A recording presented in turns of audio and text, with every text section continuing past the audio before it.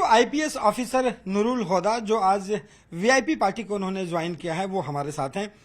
नूरुल हुदा जी, इतनी बढ़िया नौकरी, पूर्व आईपीएस ऑफिसर, तेज तर्रार रहे हैं, आईजी के पोस्ट तक गए हैं, उससे रिजाइन मार और आज वीआईपी पार्टी ज्वाइन करने की जरूरत क्यों पड़ी?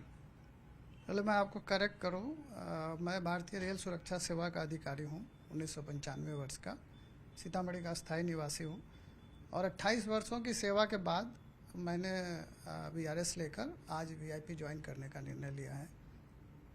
आप देख रहे होंगे कि बिहार में मुस्लिम समाज जो है, हमारा समाज जो है वो वॉइसलेस है।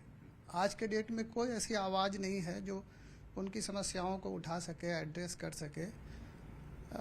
यू कैन से क्या वैक्यूम है, तो उस वैक्यूम को मैं सोचता हूँ कि अगर if I can contribute a little bit even then that will be a pride for मी।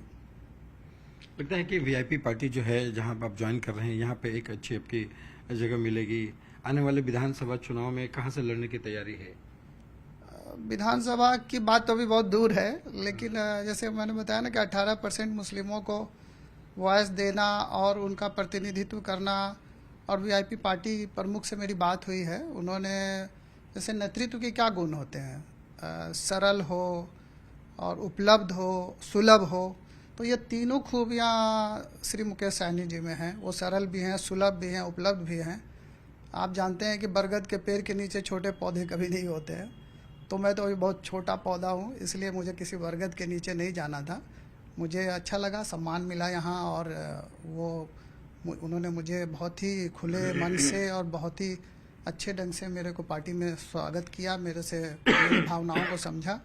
तो आशा है कि मुझे अवसर मिलेगा कि मैं अपने समाज के लिए उनकी बातों को सरकार और समाज और जो व्यवस्था है लोकतंत्र की उसमें आगे ले जाऊं।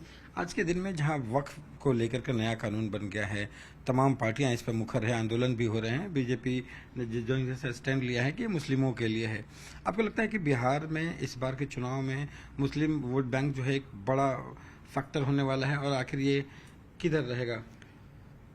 देखिए, वक्फ का जो इशू है वो मच वाटर हैज़ फ्लोन जिसको कहते हैं, एक्ट बन चुका है एंड कॉन्स्टिट्यूशनल मॉरलिटी का सवाल था जो आर्टिकल 25 और 26 का जो इशू है।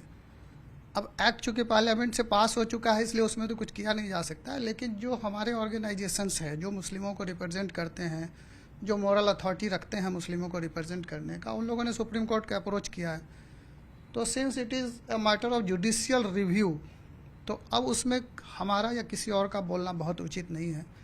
लेकिन ये मामला बहुत इमोशनल है और इसका इमोशनल कॉर्ड पूरे मुस्लिम समाज से है। तो अगर मुस्लिम इस इशू को लेके उद्वेलित न हो, इस इशू को लेके अपनी बात न रखें, ये संभव नहीं है। पूरा समाज इस बात को लेके आज के डेट में परेशान है।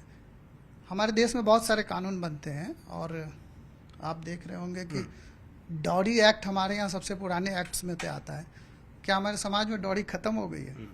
तो जो एक्ट एंड लेजिस्लेशन है ना, वो इथोस और इमोशनल इश्यूज को टच करते हुए अगर रहे, लोगों का कंसेंसस लेके बनाया जाए और उनके कंसेंट से बने, तो उसका एक्सेप्टेंस वाइडर होगा। वक्फ के मामले में ऐसा नहीं हुआ। तो ये हमारे साथ नूरुल हुदा थे। उनका कहना है कि वीआईपी में इनके ज्वाइनिंग के बाद जो मुस्लिम समाज है, जो लोग हैं, उनको एक ताकत मिलेगी, उनको नेतृत्व करने की एक शक्ति मिलेगी और साथ साथ गठबंधन को भी मजबूत किया जा सकेगा। कैमरा पर्सन अजय दुबे के साथ रवि एस नारायण, न्यूज़ 18 पटना।